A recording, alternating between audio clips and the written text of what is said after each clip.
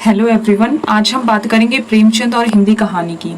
तो जब हम प्रेमचंद और हिंदी कहानी की बात करते हैं तो हो सकता है सिर्फ प्रेमचंद लिखकर आपके एग्जाम में टिप्पणी करने को आ जाए 5 नंबर का, और पूरा पूरा 10 नंबर का क्वेश्चन भी आएगा।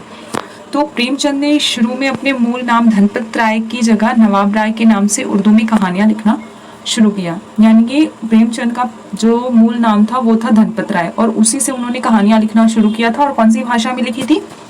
तो उन्होंने उर्दू भाषा में कहानियां लिखी थी। ठीक है, 1904 से 1916 तक वे उर्दू में ही कहानियां लिखते रहे। फिर उसके बाद इस पैराग्राफ में यहाँ पे उस समय का ना वो 1905 से 1916 तक के टाइम पीरियड में जो राजनीतिक माहौल था उसकी बात की गई है, जो आप पढ़ सकते हैं। हम आगे बढ़ते हैं।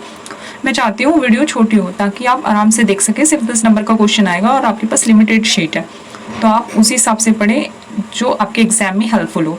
1905 में बंग जो हुआ था, और 1907 में कांग्रेस में फूट हुई थी, और 1908 में तिलक को जेल में डाल दिया गया था। तेजी से बदल रहे इस राजनीतिक यथार्थ पर ऐसा नहीं है कि प्रेमचंद की नजर नहीं है। प्रेमचंद एक कथाकार के साथ साथ कुशल पत्रकार भी थे। तिलक भी उन्हें प्रभावित करते थे, है ना। बाल गंगाधर तिलक की बात हो रही है। गांधी भी उन्हें प्रभावित करते थे, और टैगोर भी। उनके लेखन का प्रारंभ जो है रविन्द्रनाथ की कहानियों के प्रभाव और अनुभव जो अनुवाद है से ही होता है, जिनमें जो राष्ट्रीय भावना क्या है, मूल थी, है ना। प्रेमचंद जमाना पत्र में एक नियमित कॉलम 1905 में लिखते रहे, और तारे जमाना, ठीक है। और उसमें प्रेमचंद जो स्वाधीनता संग्राम और राष्ट्र की चेतना का कोई ऐसा पहलू नहीं जिस पर उन्होंने ना लिखा हो, ठीक है। प्रेमचंद कभी जेल नहीं गए, ये इंपॉर्टेंट है कि वो कभी जेल नहीं गए, और राष्ट्रीयता पर वो लिखते रहे, और एक पत्रकार भी थे वो।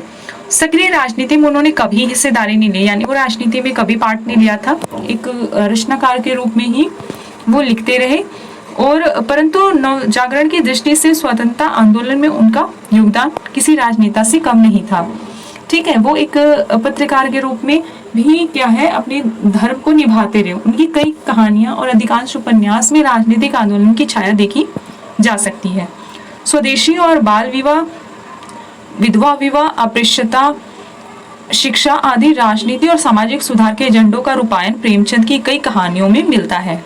प्रेमचंद का कथा साहित्य भारतीय ऐतिहासिक सामाजिक स्थितियों के तकाजे का आईना है ना। हम मतलब उनकी जो कहानियां हैं उसमें राजनीतिक, सामाजिक, ऐतिहासिक स्थितियां हम देख सकते हैं उस समय की, 1905 से 1916 के बीच की, है ना।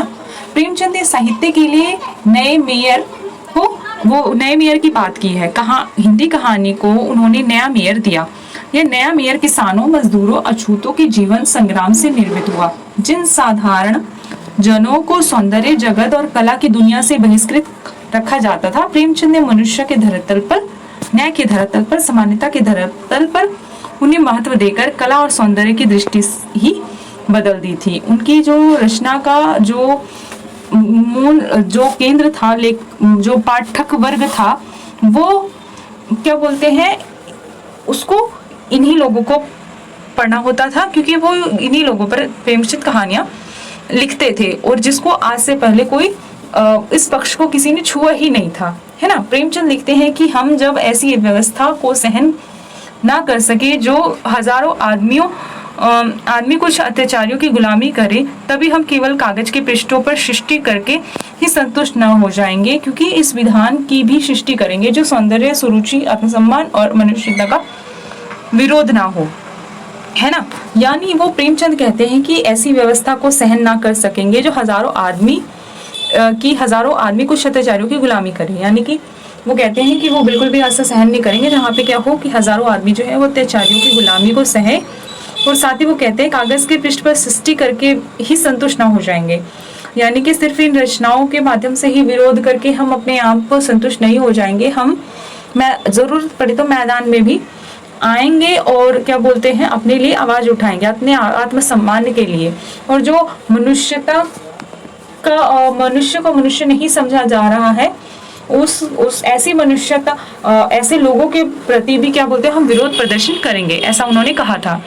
अब आपसे एग्जाम में आ सकता है हिंदी कहानी में प्रेमचंद का आगमन, तो आप देखेंगे क्योंकि पहले वो उर्दू में लिखते थे, तो देखिए क्या है इसमें, है ना। प्रेमचंद 1901 से अपना लेखन कार्य शुरू करा, और मतलब उन्होंने क्या किया, 8 अक्टूबर 36 को उनकी क्या हुई थी, मृत्यु हो गई थी। आपात गति से लिखते रहे, है ना। उनके लेखन की शुरुआत उपन्यासों से हुई, कहानी लेखन बाद में उन्होंने किया था, पहले वो उपन्यास ही लिखते थे। उन्होंने हंस के आत्मकथांक में मतलब जीवन सार शीर्षक से लिखे कुछ अपने संक्षिप्त आत्मकथा में स्वीकार किया कि मैंने पहले पहल 1907 में गल्पे लिखनी शुरू की, है ना। गल्पे, छोटी कहानियां जो होती है वो गल्पे लिखनी शुरू की थी। वो मेरी पहली कहानी का नाम था संसार का सबसे अनमोल रतन, ठीक है, वो प्रेमचंद बताते हैं।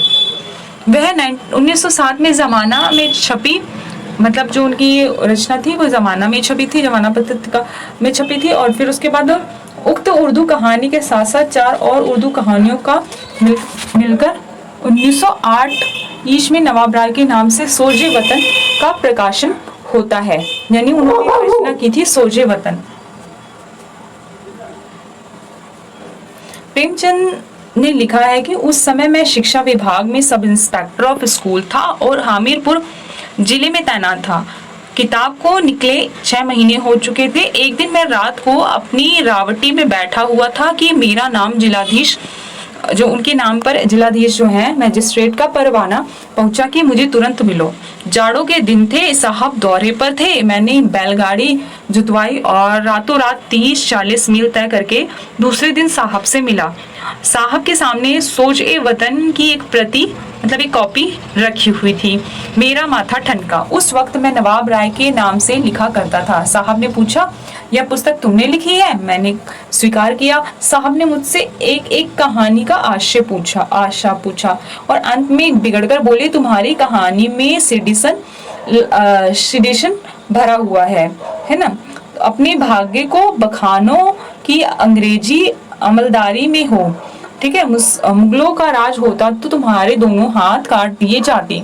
भला तो सभ्य ब्रितानी सरकार का, जिसने राजद्रोह के आरोप के बावजूद नवाब राय का हाथ बख्श दिया, वरना हिंदी को प्रेमचंद कहाँ मिलता, ठीक है।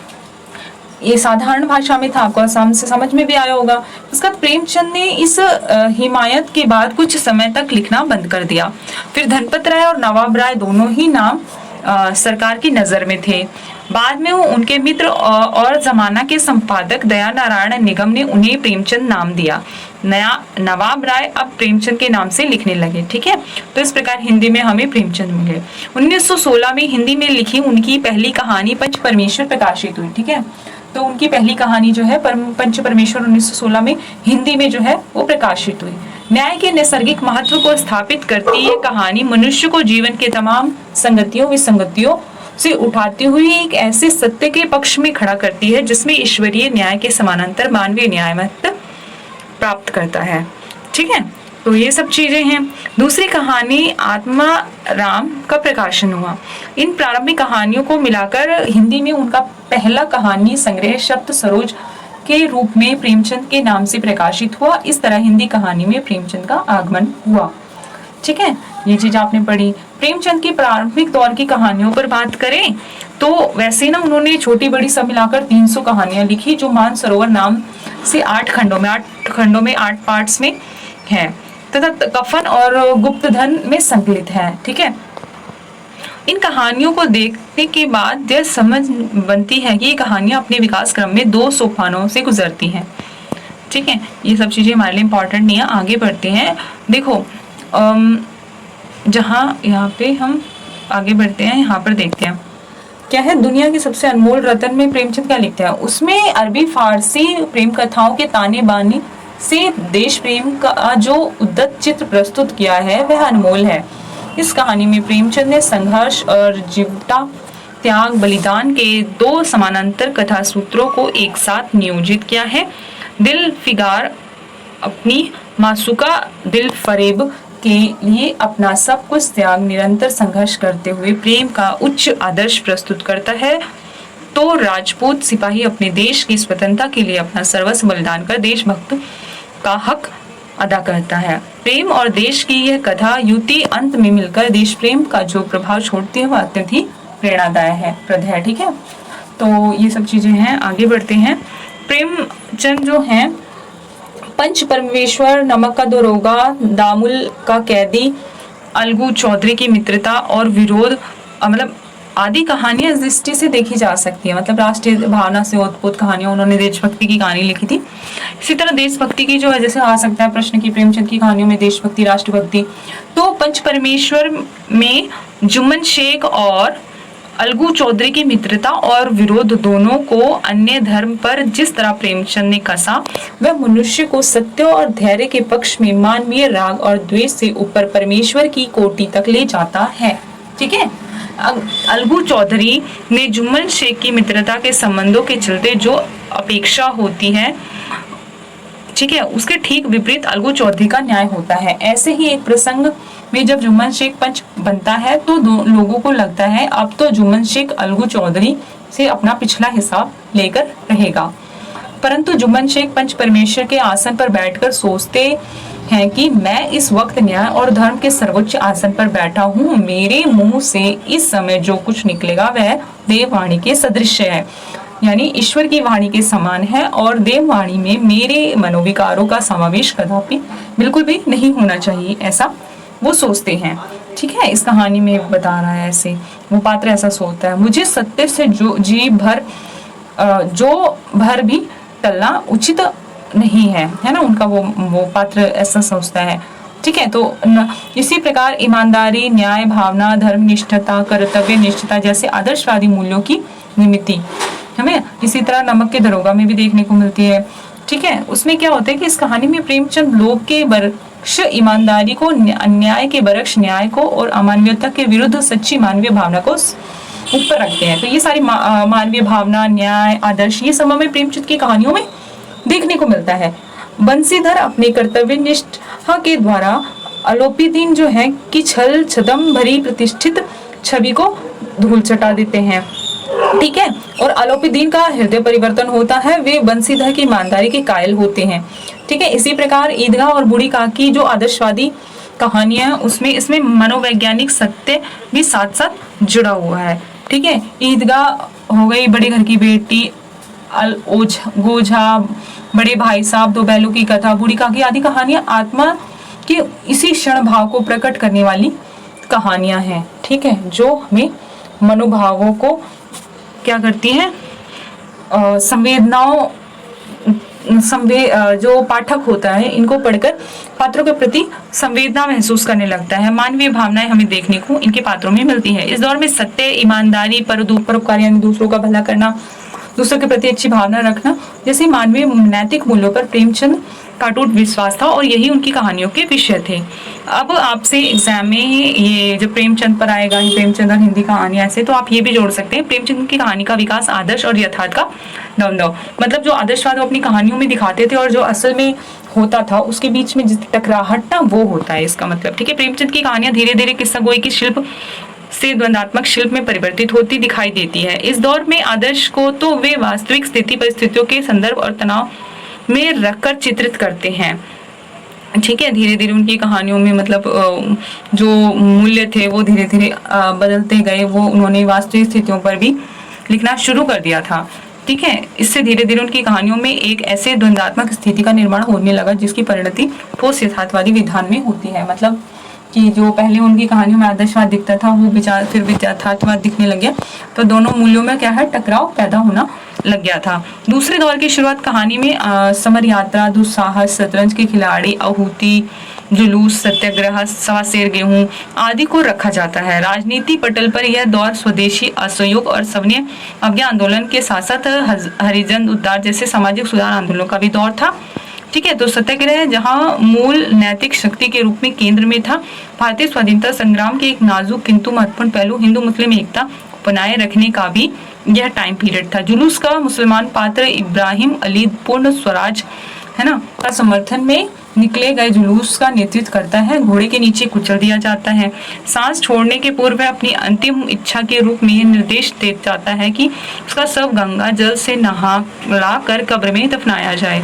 इसी तरह शतरंज के खिलाड़ी जो कहानी है उसमें प्रेमचंद के ऐतिहासिक बोध के विकास क्रम की कहानी है। इस कहानी में को प्रेमचंद ने पतनशील सामंतवादी युग के संदर्भ में स्वाधीनता की चेतना को मिर्जा और मीर के शतरंज के खेल के बहाने से अभिव्यक्त किया है। भावुक आदर्शवाद की जगह एक तार्किक आदर्शवाद अब प्रेमचंद की रचना में जगह पाने लगा था। सत्य और अहिंसा के मूल्य पर लड़े जा रहे स्वतंत्रता संग्राम की समीक्षा भी की कहानियों में दिखाई पड़ती है, जो समसामयिक राजनीति के पटल पर महात्मा गांधी के प्रयोग और असफलताओं के से उपजे परिदृश्य की समीक्षा है।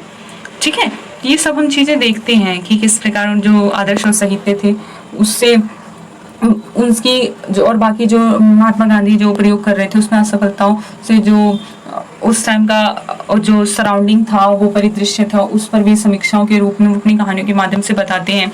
समर यात्रा कहानी में एक जगह सत्याग्रही का नायक कहता है अपना काम करना और अपनी दशा पर संतोष रखना एक आदर्श है, लेकिन उसका यही देवत्व, उसका यही सीधापन उसके हक में घातक हो रहा है। ठीक है, ये अपने पात्रों के माध्यम से प्रेमचंद अपना विचार व्यक्त कर रहे हैं। प्रेमचंद ने जून 1921 में स्वराज्य के फायदे नाम से जो 20 एक पन्ने का पैम्पलेट लिखा था, अब उसका स्वरूप और लक्ष्य दोनों ही बदल गए। ठीक है, स्वराज्य में किसका अहूति होगा, है ना, स्वराज्य में से किसका हित होगा, मतलब जब हमारा राज हो जाएगा, अंग्रेज चले जाएंगे। शीर्षक लेख में यह परिवर्तित स्वरूप लक्ष्य को स्पष्ट किया है उन्होंने। वे लिखते हैं कि इसमें संदेह नहीं कि स्वराज्य का आंदोलन गरीबों का आंदोलन है और अंग्रेजी जो राज्य में गरीबों, मजदूरों, किसानों की दशा जितनी खराब होती जा रही है उतनी समाज के और किसी अंग में नहीं उन पर लगान बढ़ता जा रहा है, किसानों पर लगान बढ़ता जा रहा है, शक्तियां बढ़ती जा रही हैं, कौंसिलों में उनके हितों का कोई रक्षक नहीं है, यानी कोर्ट्स वगैरह में, है ना, वे जमींदारों के चुंगल में ऐसे बुरी तरह फंसे हैं कि दबाव में पड़कर वे उन्हीं अपने ही प्रतिनिधि बनाने पर मजबूर होते हैं जो उनके हित का भक्षण करते हैं, है ना, जो उनके हित का रक्षा करते हैं। प्रेमचंद का यह यथार्थ निरीक्षण की कहानियां सवा शेर, ठाकुर का कुआं, सदगति, पूस की रात, कफन आदि में देखने को हमें मिलता है। सवा शेर गेहूं कहानी खत्म करते हुए वे कहते हैं कि इस वृत्तांत को कपोल कल्पित न समझिए, यह सत्य घटना है, ऐसे संकरों, ऐसे विप्रों से यह दुनिया खाली नहीं है।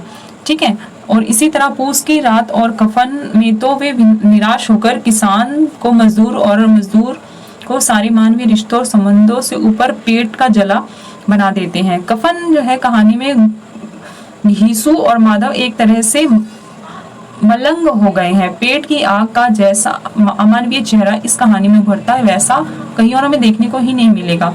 मध्यकाल में कबीर और तुलसी ने भी पेट की आग को पहचाना था, पर प्रेमचंद के यहाँ आकर यह भूख निस्वार्थी, विकराल और विकृत हो जाती है। इसमें पति पत्नी का रिश्ता, बाप बेटे का रिश्ता, सब कुछ स्वाहा हो जाता है। तो इस तरह आप क्या बोलते हैं प्रेमचंद की ऊपर जब आपके पास एग्जाम में आएगा तो कुछ जो आप ये पढ़ के जाएंगे और इतना आपको याद रहेगा। आप कोशिश करना कि आप एग्जाम में लिखो। और उसके बाद हम प्रेमचंद कालीन हिंदी कहानी पर वीडियो लेकर आएंगे। प्रेमचंद कालीन हिंदी कहानी का मतलब है प्रेमचंद के टाइम पीरियड में जो अन्य कहानियों और अन्य लेखक फेमस हुए थे जैसे जयशंकर प्रसाद, इन सब पर जो है वो कहानियां हैं। ठीक है, तो उस पर हम बात करेंगे प्रेमचंद के टाइम पीरियड की हिंदी कहानियों। ठीक है, फिर प्रेमचंद उत्तर काल की कहानियों पर डिस्कशन करेंगे। तो इसी के साथ हम ये वीडियो खत्म करते हैं। प्लीज चैनल को सब्सक्राइब करें, सपोर्ट करें। Thank you.